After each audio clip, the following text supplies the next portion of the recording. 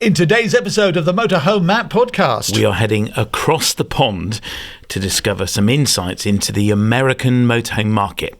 In the news, Swift announces pre-tax losses and the Western show is almost upon us. And we answer your questions on A-frames, battery issues and the pathway 4G.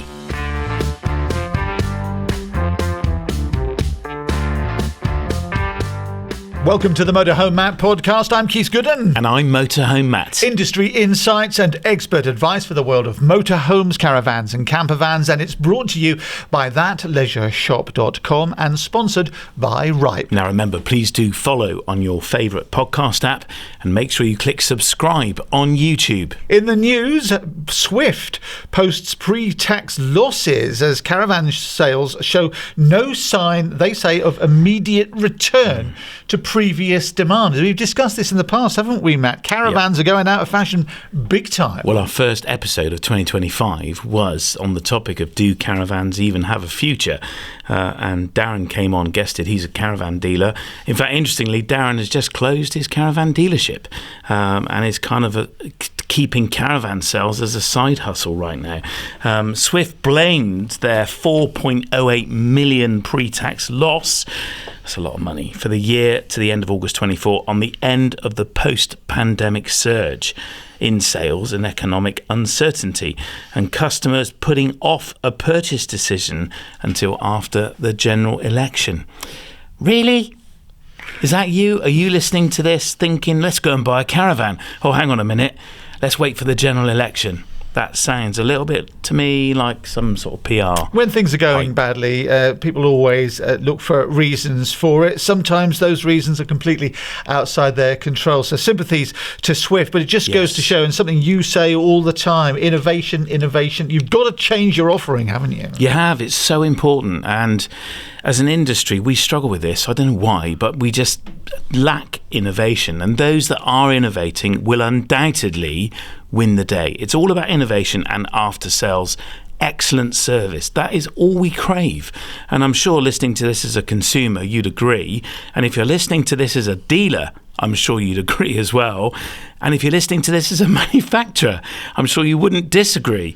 But how do you do it? And that's the thing that costs money, and R&D and innovation does cost. That's research and development. R&D. Yes. And it does cost money. It takes investment, and it is a very challenging landscape, as Swift are testament to at the moment. But if you put the right things in those caravans, people will flock to it. You've just got to engage their enthusiasm and their imagination, haven't you? Yes, absolutely. And there is still, I still believe in caravans. Caravans are a great prospect. I would consider owning one. I know. Massive amounts of space in them. Compared to a motorhome, Exactly. massive amounts of space. Motorhome Matt can see a future for a caravan. Huge amounts of space, the convenience of having the car.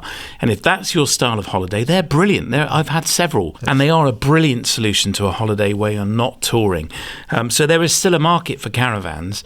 And they are a cheaper alternative to a motorhome as well. So it's just about, I think, the caravan market innovating.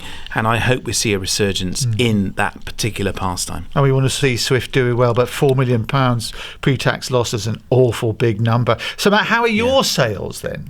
Well, we don't sell caravans here, but interestingly, we are kind of bucking a trend. So the landscape we're on at the minute, I've talked to lots of dealers who are massively overstocked. They're saying sales are slow.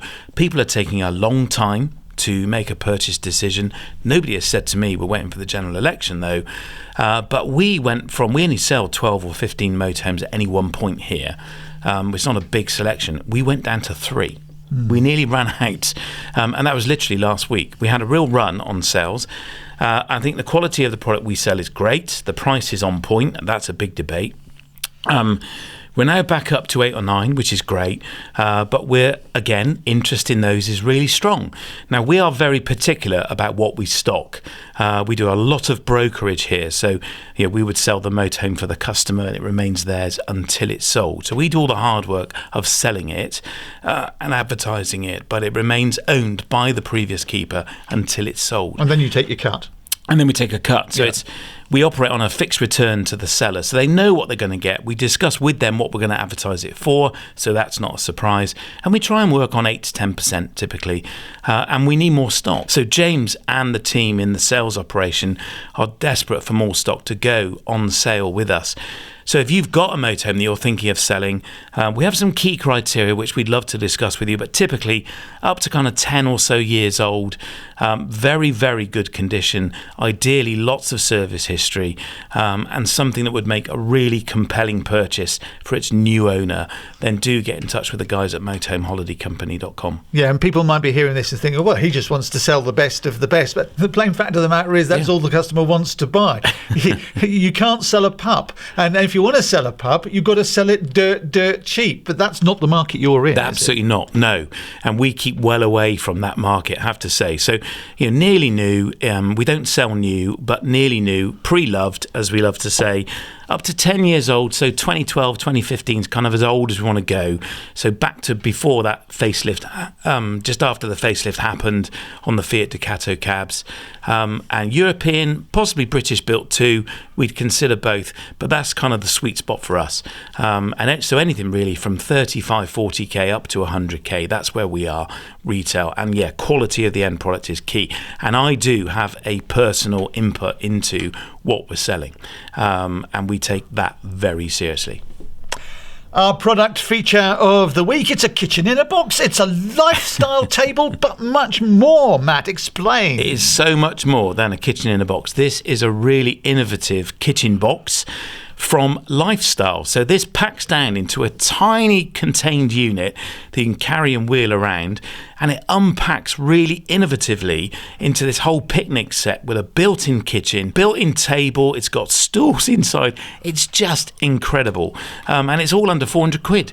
It's an amazing product. You can find it at thatleisureshop.com. Just search for kitchen box. When I saw it, I was intrigued. I'd love to know what you think. So let us know in the comments, or get in touch with the team at That Leisure Shop. We have a limited stock. It's a brand new product. We'd love your feedback.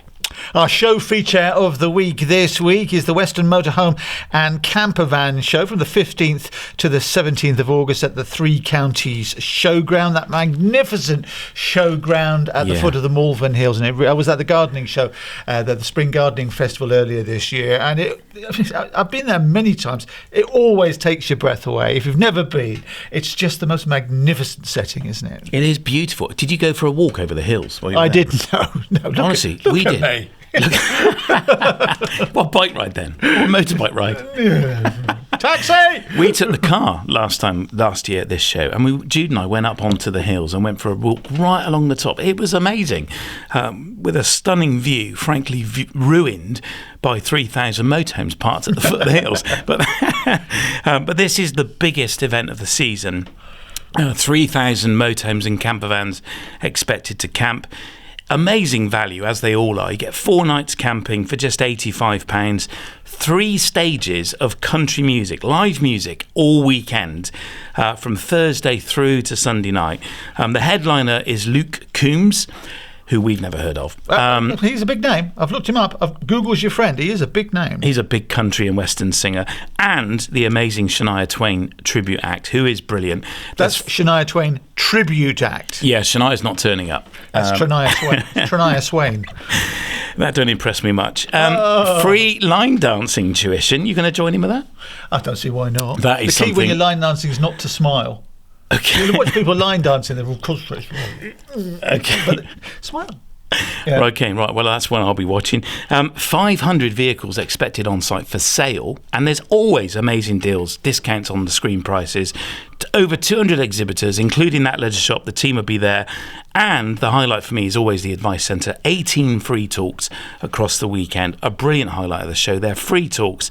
Go along and check those out as well. All for just 85 quid for the weekend for 4 nights with music every night, or £7.50 for a day ticket.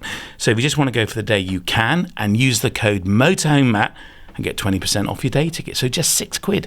Absolute bargain. Fantastic value. So that's the Western Motorhome and Camper Van show, the 15th to the 17th of August. Can't wait. mhmp.info/Warners is where you need to be. mhmp.info/Warners. It's the Motorhome Matt podcast. I'm Keith Gooden. And I'm Motorhome Matt. It's brought to you with thatleisureshop.com and sponsored by Ripe. Now, the main topic of this week's podcast, we talk a lot here about the UK and European market, as you might expect. But what's happening in the USA? Yeah. Of course, I suppose they led the way in the old days with the motorhomes and Winnebagos and big RVs and such like. Winnebago is one of those names, isn't it? Like Jacuzzi and Hoover. It's a brand name that you now associate with everything of a product of that style. That's so right. all motor, oh, that's a nice Winnebago, but it's not. It's a nice Hoover. It's a vacuum cleaner. But anyway, that's by the by. So what happens there happens here 5 years later, and we usually see it in the movie. So what's been going on then? Well, I was introduced to a chap called James Upham, and James is American. He used to be head of international sales for Winnebago, so sales of them outside of the USA, and he was responsible for sales here into the UK, which is how I got in touch with him. And he now has his own business selling American motorhomes. And I thought, James, you're so well positioned to give us a view of the market there, because they're often seen as being slightly ahead of us in terms of trends and so on. And I wanted to find out what's going on for him in the USA and therefore what we might be in store for. So I joined with him on a video call, and we had a brilliant conversation. James, welcome to the podcast. How are you? Fantastic. Thank you for having me, Matt. I'm glad to be here. I'm admiring your background. Mine's a little bit more plain, but yeah, it's good. You could be in the Oval Office. It does appear that way, but I assure you I'm not. But that'd be fun. I'd love to do one of these with you at the Oval Office. I'll keep you posted. So okay, yeah. Let me know. So tell me, James, we've had a turbulent 5 years here in the UK. And I would love today just to get an insight into what's been going on for you with pricing, with supply chain. You've been working in the RV sector for, some time. How long have you been in the market there? I actually started in the RV industry back in the early 2000s. I know you think I was probably around 10 or 12 at the time, but it was a fun experience. It was for a manufacturer called Fleetwood. We're all pretty probably familiar with that. It's now, of course, has been the Rev Group. In fact, I just saw the wire today. They just sold off a portion of their business at Lance Campers. And so they're constantly moving things around. But when I was with them, it was Fleetwood.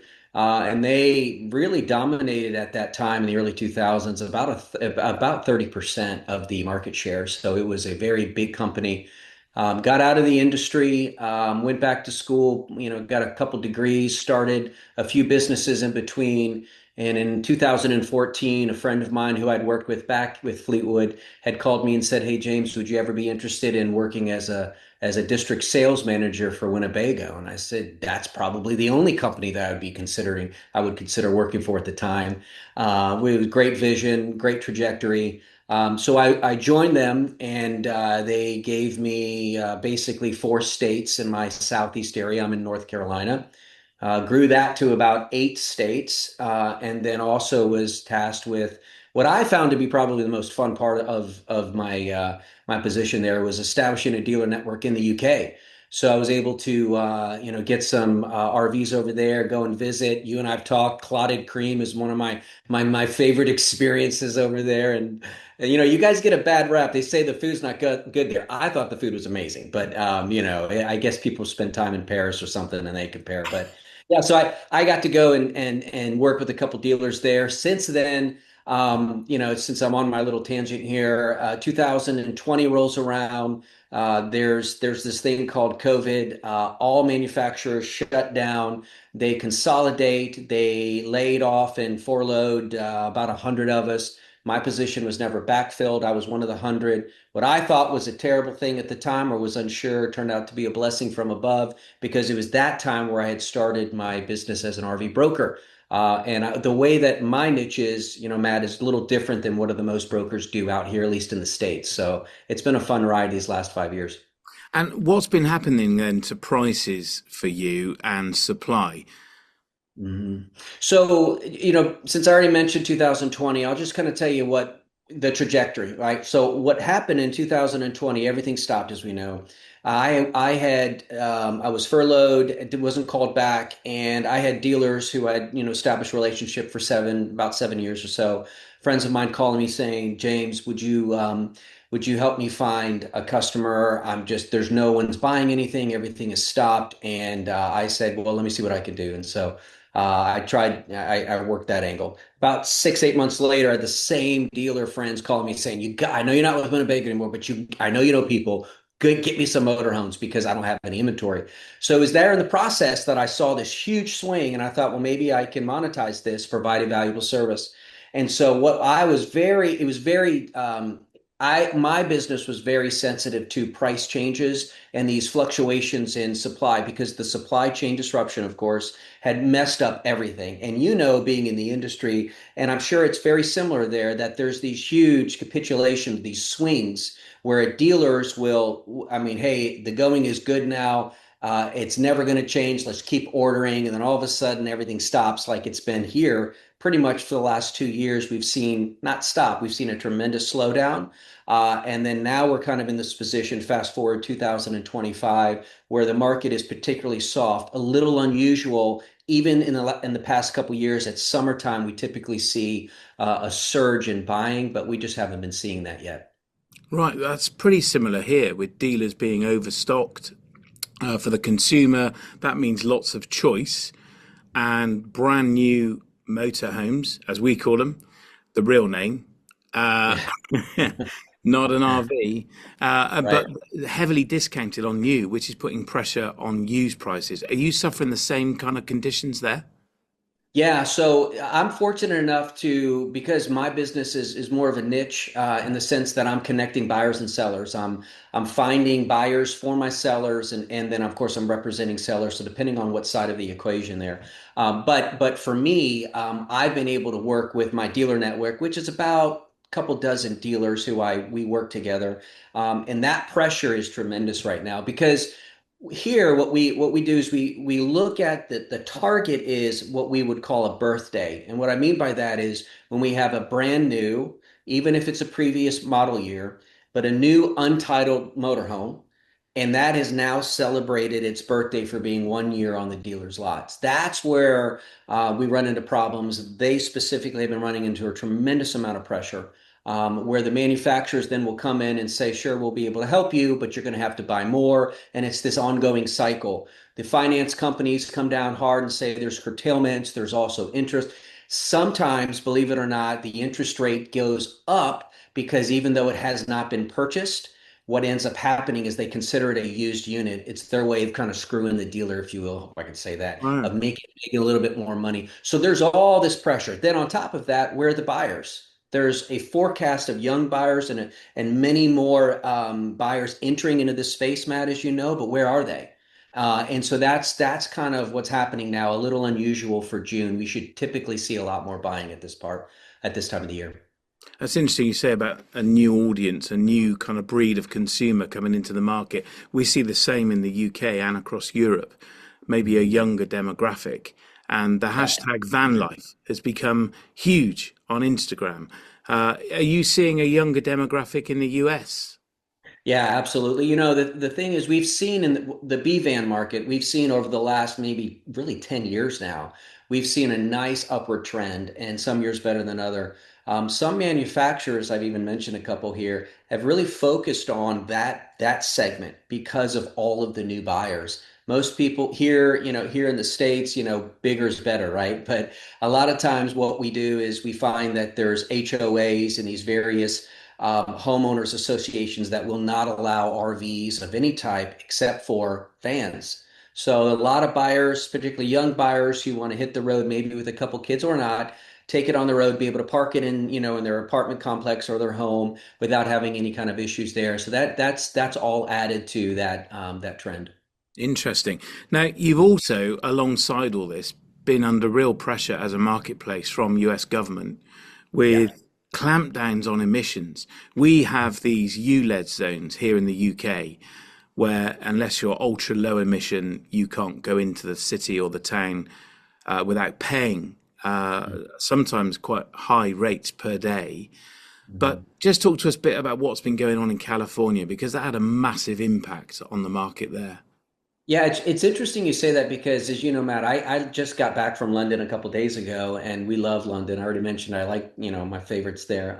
But I didn't see too many RVs at all. I know in London itself, you probably aren't even allowed. I don't know, but I'm constantly looking, and that struck me as odd because here, every major city, you're going to see some type of RV. There was a statistic a few years ago. I think it was 1 in 12 Americans have some sort of recreational vehicle. You would throw in boats for that. You'd throw in motorhomes, travel trailers, right? But it was 1 in 12. I haven't looked at it recently. So, even as I'm, having this Zoom right now and I'm looking out the window, I won't be surprised if I don't see an RV. So when I went to London and some of the outer parts near London, I was very surprised by that. So that makes sense. What the government here has done, particularly in some of the states like California, they've made it increasingly difficult for dealers to sell RVs because of all the emissions constraints and everything else they put upon it. More recently, we've had some legislation that's now getting a lot of pushback. I'm in North Carolina, directly across, as far as you can get away from California, maybe intentionally, I don't know, but as far as you could go. And I still work with dealers there. I sell a lot. A lot of my clients, believe it or not, come from the West Coast, which is interesting because of the pricing differences and disparity between the East Coast and the West Coast. That's another fun subject. But anyway, they've had these, carburetor emissions issues, restraints. Everything has been put on hold for some dealers. Some manufacturers have had Class A motorhomes sitting ready to go, but unable to ship. So that's definitely caused a problem. I've seen some relief there lately. There's been something I haven't paid real close attention to it, but they've released There's been stages where now there have been some reconciliation there, but it's definitely putting a damper on all this stuff for sure. Yeah, I mean, basically, the government ruling meant that RVs couldn't be built, they couldn't be Mhm. registered in that state. And Yeah. of course, motorhoming, RVing is hugely popular in California, isn't it? And the government have had also other impacts on, well, the whole of your country with the tariffs that have been introduced. And we've touched on it here and what effect it might have for us in the UK, probably a very limited amount. But what effect has it had on your business in the US? Yeah. So you guys have heard about all these tariffs? Oh, yeah. Um, I think on the larger picture is it's a looming potential effect that has scared people. A lot of dealers have used this to their advantage. Hey, go buy this now because tariffs are coming a lot. There was a time, Matt, I'd mentioned Winnebago. There was a time when Winnebago, when I started with them in 2014, and I would go to a dealer's lot and I would provide training and I could walk into pretty much any motorhome and say, look around you. A good 40 to 50% of this RV was made from raw materials in-house. So all your aluminum extrusion, all your woodwork, of course, the chassis not so much, but everything else, fiberglass, all of it was pretty much made in-house. And that gave us, at the time, a real advantage, quality control and otherwise. That started to change towards the end of my tenure there. And of course, everyone else had already been doing that by getting supply from various places overseas. It was just so much cheaper, right? So there were still operations at some of these locations, but it wasn't going for those motorhomes. It was going for other, sources of revenue. So what we found out is that during COVID and afterwards, there's been this tremendous pressure on getting those supplies no longer made as much in-house. Now we have this tariff problem. And so now everything else has become more expensive. Like I said, some dealers are taking advantage of that, charging fees that really don't even exist right now. But it's more so as to what is going to be made down the road where we might see that impact. Right. And I understand some dealers are claiming that, that they're putting the prices up now because saying Mhm. tariffs have already been applied. Is that right? Yeah, it's. I tell you, the stuff they get away with sometimes it just blows my mind.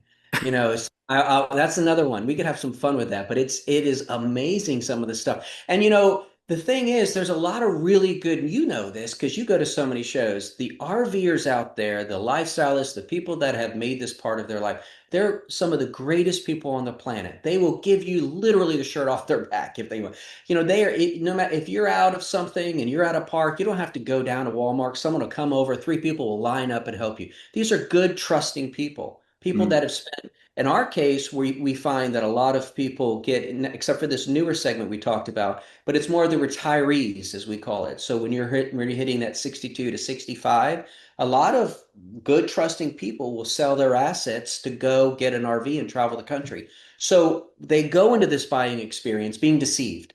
There's a good example. And so that ends up costing you a tremendous amount of money later on when you're trying to either trade that in or sell it on your own or sell it back to the dealer.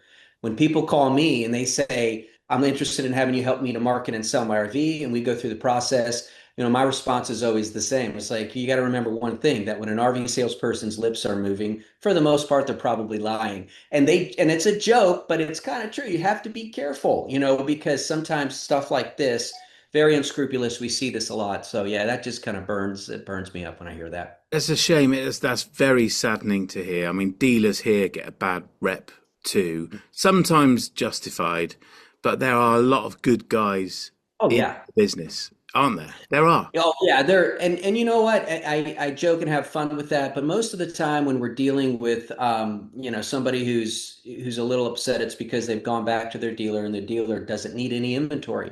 So they've given them the ACV, the actual cash value, which is below the trade-in because they're just trying to sell it. That's where I say, were you sitting down? Yeah, I was glad I was sitting down because I would have fallen over. Well, we can try to sell this for you retail at a reasonable price. And Yeah, so it's actually good for my business.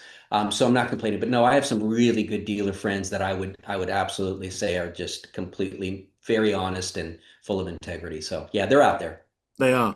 And we have issues here too with build quality, with consumers having, frankly, well below an acceptable experience of the end product. And for whatever reason, manufacturers often have cut corners and the end product is just not up to par. It's just not good enough. Yeah. Have you had a similar experience over there with manufacturers doing the same? Yeah, some manufacturers, there are other manufacturers that are have just been consistent. I look at some of these companies. You could, and I can. Here's how I tell. Whenever I'm driving down I-95 or one of our highways, the oldest RVs, those are the ones I'm looking for. So you've got these really good quality RVs that are still on the road. You got companies like Newmar as an example. They're building every 12 inches, there's a stud in their wall. Anytime there's an opening, there's aluminum of some core around. It's just very rigid, their interlocking system. They've been doing this for decades and they're still on the road. That's a great example. So haven't seen much issues there. And some other companies as well have seen a tremendous amount of issues, really, not just recently, it's been an ongoing problem with some of the other bigger companies, but especially now because they're trying to force it out the door, shove it down their dealers' throats a lot of times, because again, they're not invoicing until it goes over the curb. So once that risk is transferred over to the dealer, then that's where their emphasis is. They just got, of course, they have a responsibility to perform to the shareholders in most cases. So these are publicly traded companies. It's all about the dollar. And that is where you see a lot of the compromise in some of these really large guys. Yeah. Yeah, and what about parts supply? Well, yeah, I've got parts here that I've ordered over a year ago. We're still Yeah. waiting for them with a customer waiting for the part. Is that an issue Yeah. for you in the USA? Yeah. It's become more of an issue. It's not really an issue that I would say would it's become a major problem yet for some dealers. But yes, it's becoming harder and harder for sure. Yeah, and that's a real challenge, isn't it, for the consumer when their RV's off the road and it's not their Well, fault. yeah, it's not their fault. And what are they going to do? And the other thing is sometimes in the past I've seen where, some of those manufacturers, not the good guys, some of the guys that are rushing it out will ship an RV that's not complete because of the part not being here to send it directly to the service department at the dealership so that they can install it to clear up their line, of course, to invoice partially, maybe in this case, and then have the dealer fix it and complete it. The dealer likes that because they get paid well to do it, but then it just slows down the process and you don't have all of the manufacturing quality control systems as well. So that's happened too. Yeah. So yeah, it's a risk. It is. Now, it's often said that what happens in the USA 5 years later happens in the UK. Mhm. So it sounds like you're in the same pickle we are, really. Yeah. What is your prediction for the RV market over the next 5 years? Growth, speeding up, slowing down, prices staying where they are now? Yeah, I saw an article on the wire here just yesterday where it talked about there's been an improvement when it comes to the wholesale. I'm sorry, excuse me, when it came to the used market. We've seen a little bit of an uptick in pricing, very marginal. They of course blow it. Oh, it's great, it's great. But that's nice because what we were seeing is just this price disparity between new RVs that were just going up and up and up and up and up, and used values going down and down and down and down. So you this massive gap in between. Now we're starting to see new pricing kind of level out, not seeing the price increases as fast as we did before, and we're seeing some of that used pricing go up a little bit. That's nice. Now, how it relates to registrations and sales, everything here in the States, there's a couple really good companies out there that monitor the registrations across the state. So when an RV is registered, except for a few states out there, it's reported to the, DMV as we call it here. I'm not sure how they do it there, but then you're able to pull that data, receive that data, and basically year over year determine how or what the course is. For us, what we're seeing is this market, I would say in one word, is soft. And we've seen a decline consistently over year in retail registrations. Now, get this, Matt, though, but an increase in wholesale shipments. So now we've seen less buyers and more RVs, which has resulted in a tremendous amount of inventory, both used and now new. So all this pressure is happening. So my answer to that, just to give a little background, is to say this. We're going to probably continue to see this downward decline up through, I would say, maybe even this time next year would be my prediction. As we start to see some of that leveling out, we start to see more discipline on the dealer side so that the dealers are not just looking to, right in front of them to salvage a sale by having basically a push-pull situation where the manufacturer is helping them now to buy more later, where things start to level out, common sense begins to come back into the picture. We're out of that whole crazy swings back and forth with COVID. And I think what I'm seeing is out there, that's going to be at least a year from now. Right, okay. And then longer term, over the next 5 years, where do you see the market going? Yeah, I think there's tremendous opportunity over the next 5 years. I think these new buyers are really going to enjoy it because so here's what happens for us. For years, we would see the manufacturers dictate what they felt that the customer needed or wanted. And so you'd see a lot of manufacturers that would offer something, but the customer wouldn't want it. Then you have some of the really smart manufacturers, some of the smaller ones that were actually giving what the customer was asking for, right? So technology, I mean, Bluetooth's been around for a while, but that's an example. Just started adding all this different stuff that was saying this is what the new buyer is used to. I get my kids. I have three kids, and my youngest now can pull out my phone and like know more what to do. And I'm pretty tech savvy. I mean, how did you learn that? How did you find that out? And I think as that generation older than them continues to look into this opportunity as an RV, let's take our business on the road, let's take our family on the road, then you're going to see that, in my opinion, a tremendous opportunity for everyone to do very well in this business. So I'd say we're at least probably 3 years from that, two and a half, 3 years from that before we start to see a real push. And are you seeing a trend toward, I mean, you say bigger is better in the US, but Mhm. here in the UK, smaller is often better. Our roads are so much smaller than yours. Are you seeing a trend toward a smaller sort of Mercedes Sprinter style van conversion? I think you'd call that a C class, is that right? Yeah, so a B class or B plus, there we've had different designations for it, but yeah, say a B plus or a C, you would use either a Sprinter in the van or use the Sprinter chassis, the long bed or the short bed, four-wheel Yep. drive options, etc. And by the way, there's always hedges in England too. I notice there's just these wall-to-wall hedges, so not only is it smaller roads, you got to be careful you don't scrape your paint. So no, yes, I'm sorry. Yes, we are definitely seeing a trend to try to get more buyers comfortable because as much as I'm a big motorhome diesel guy, like I was so blessed, the best part of my gig when I was selling RVs with Winnebago back when they used to make diesels, I would sell mine, in the beginning of the quarter so that I could use it as a demo and drive it around and sell more of it. So I got to experience all of them from the smallest all the way to the biggest. I learned very quickly. I love that panoramic windshield. I love my vacation started the moment I got behind the wheel. So I'm a big heavy metal kind of guy. But more and more people don't feel comfortable with that. My wife, she's all of about 5'2".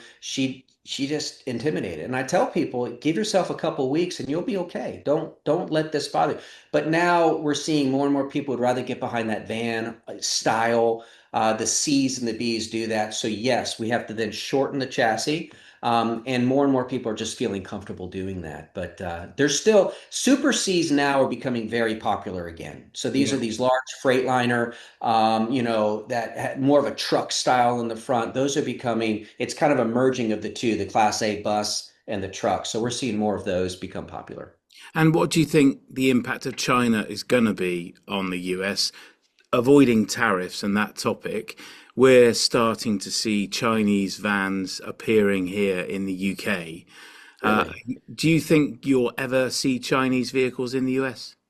Um, yes, I just don't think, my opinion is, I don't think it's going to be as much of a problem because of the RV consumer. The RV consumer is, I think they recognize that this isn't just a car rental. This isn't just this is part of an adoption of a lifestyle.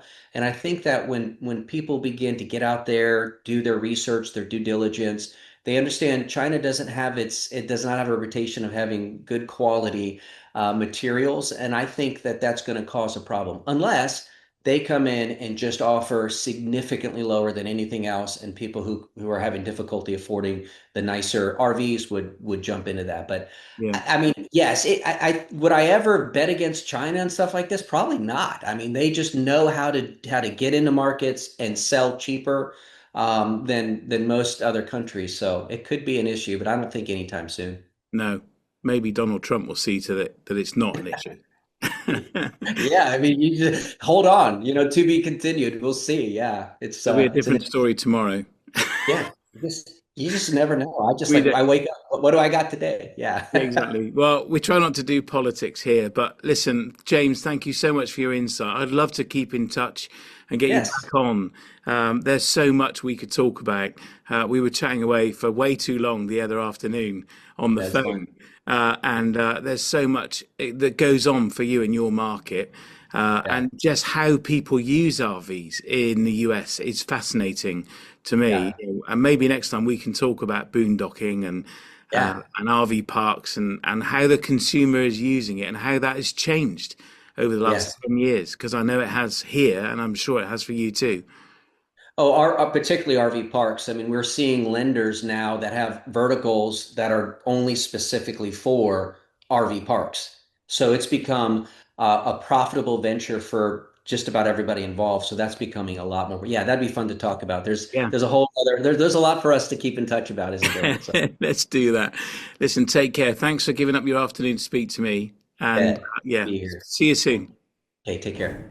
That's James Upham, the president at My RV Broker. So, Matt, an insight into the market in the US. It doesn't seem to be vastly different from over here. It's not, and actually, it seems to be very, very similar to where we are, uncannily so. We could have talked for hours, and off camera, we were having a long conversation about so many other facets of the market and the challenges he's facing. So James and I will be continuing the conversation. We're going to keep in touch, and I'm sure we'll do another episode in the future. Look forward to it. Fantastic. It's the Motorhome Matt podcast. I'm Keith Gooden. And I'm Motorhome Matt. It's brought to you with thatleisureshop.com and sponsored by Ripe. Get 15% off your insurance premium by using the code MotorhomeMatt over the phone, or simply click the link in the description. Let's go into our Q&A. We do it every week. Thanks for all your questions. You ask them, Matt answers them.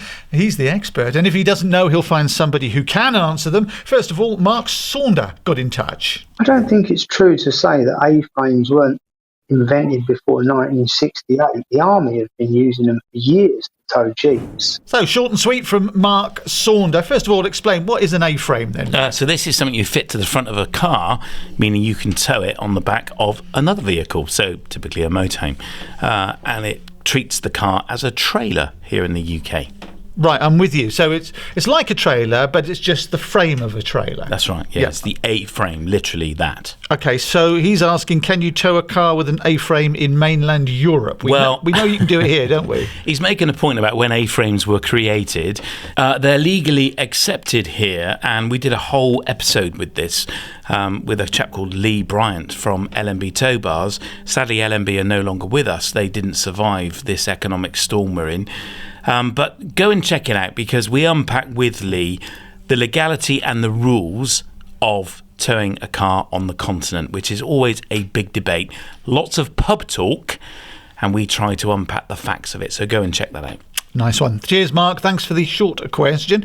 Brian's in Milton Keynes. Hi, my name's Brian from Milton Keynes.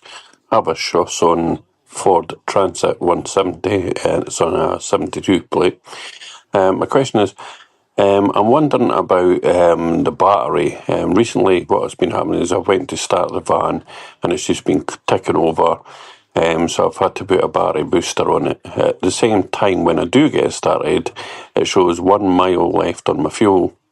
And although it shows a quarter tank, it only says 1 mile an hour, 1 mile left on my fuel consumption.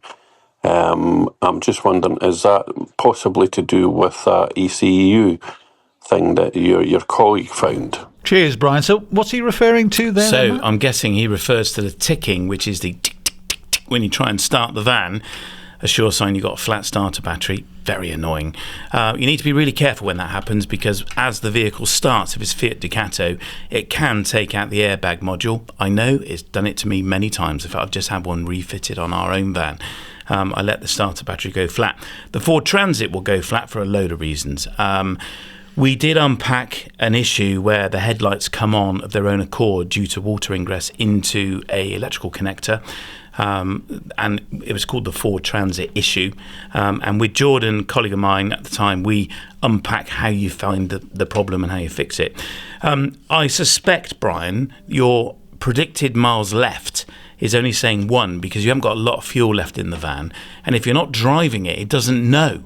So you're only ticking over. So it's saying, well, if we keep on like this, we're only going to make a mile. So if you drive it, and driving it is the best way to recharge it. So for every start, you really need to drive the vehicle 10 or 20 minutes to put the charge back into the starter battery. So bear that in mind and put it on a trickle charge, take it for a run, and I'm sure the miles remaining will work itself out. But my advice is, if you're storing it for any length of time, and especially in winter, store it with a full tank of diesel. It avoids condensation forming in the top of the tank. Always a top tip. Laurie's in Kent. Hi, Matt. I'm interested in the Pathway 4G router for sale at thatleisureshop.com and would like to know if it works in Europe. I see it plugs into the cigarette lighter. It's a 12-volt accessory. You always say that. Outlet. It's not a cigarette lighter. But what about when you are on a campsite in the EU? Mm-hmm. Can I confirm you can use any data SIM card in it and keep swapping SIMs depending which provider has best coverage? Thank you, says Laurie. Yeah. So it will run 12 volt from the 12 volt accessory, as you say, cigarette lighter, and it will also run 240 volt. It will run 110 volt as well. So if you're on the campsite in the EU, they're running at around 200 odd volts, so it'll work perfectly from your 3-pin socket in your van. And yes, you can put any SIM in it in Europe and the UK. You may, though, when you go to Europe, have to change something called the APN settings, and the team have spent hours creating a really simple and easy to understand instruction guidebook on how to do that. On the Belmont Leisure website, there's loads of information on how to do that, and there is a phone number, and you can schedule a call with one of the team who will help you set it up if you are stuck. So just go to belmontleisure.com and you can buy one at thatleisureshop.com. Cheers, Laurie. If people want to get in touch, then, Matt, what should they do? We'd love it if you did. Just fill out the form or record your question at mhmp.info/Ask Matt. And if you're looking for trusted brands and services, then make sure that you visit the Motorhome Matt approved directory. It's at mhmp.info/approved. And we'd love it if you left us a review. Will you help us and do that for us? You can do that at mhmp.info/review. And follow us on your favourite podcast app and also subscribe on YouTube, please.